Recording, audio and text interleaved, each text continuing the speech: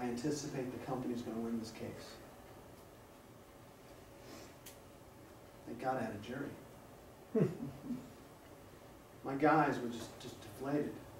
Yeah, the other side, and their 3 attorneys were pumped up. The only thing left were closing arguments. They went back to Nashville to tell their families that they were going to probably lose the case and they were going to be in financial ruin. Tell their spouses. Comes back, I meet him for breakfast. I give the first one a big hug and I said, we won. Honest to God. He said, what do you mean? I thought you said the judge doesn't decide the case. It's supposed to be the jury. I said, how could you? What? I said, we won. I wrote a closing argument. The other guy said, can we hear it? I said, no, you're going to hear it live like everyone else. Went in and did a closing argument. I quoted 4 of the most prestigious, well-known cases ever. My Cousin Vinny, Pretty Woman, Jerry Maguire, Miracle on 34th Street. Unanimous verdict for the defense in half an hour. That's not the cool part. I'm not patting myself on the back. We hugged in the courtroom, we walked out to the foyer, and they both just walked separately away to call their spouses. Tell them, each of them, I didn't tell you this, had 3 children under 10. They weren't going to lose their savings, they weren't going to lose their house, they weren't going to lose their cars. That's a starfish. More than one starfish. That's a starfish for each of the 2 guys, that's a starfish for their families, it's a starfish for their kids. Find your purpose. Think hard, work hard at it. You can volunteer in a charitable organization. Build your own legacy. Does anyone know who invented dynamite? Nobel. Alfred Nobel. His brother died, and his brother's obituary, unfortunately, was put in the paper by mistake. His obituary was put in the paper by mistake.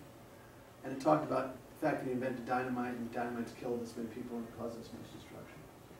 Well, he made the decision to change his legacy by establishing the Nobel Peace Prize.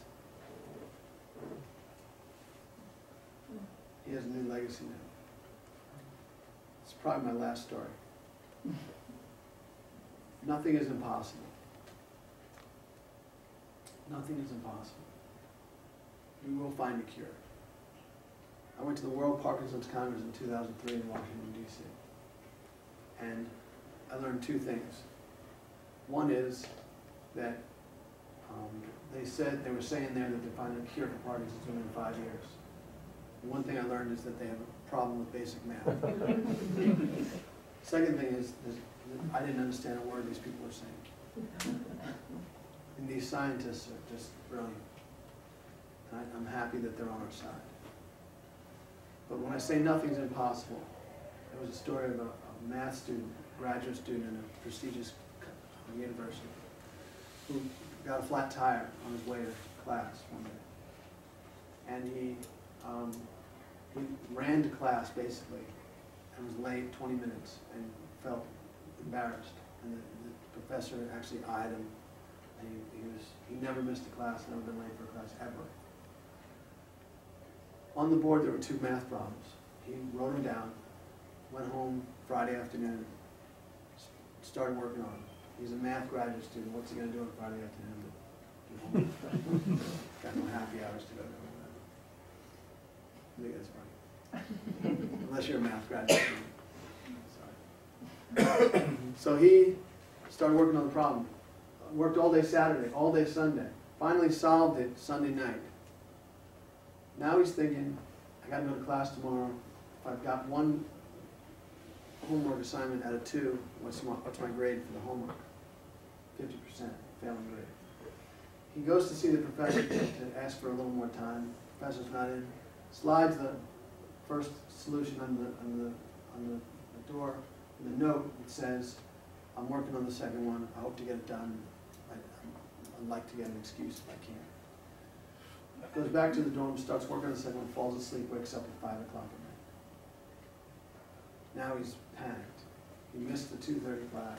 He got 50% of the homework assignment and he was late for class. There's a knock on the door. He looks through the keyhole. It's his professor and the dean of the school and the president of the math department. He's thinking, I'm expelled. They're going to take away my scholarship. I'm done. Opens up the door. They have the biggest smiles on their faces. That you've solved an unsolvable math problem. Albert Einstein could not solve this math problem. You've done it. You've made mathematical history. Because he missed the first 20 minutes of class.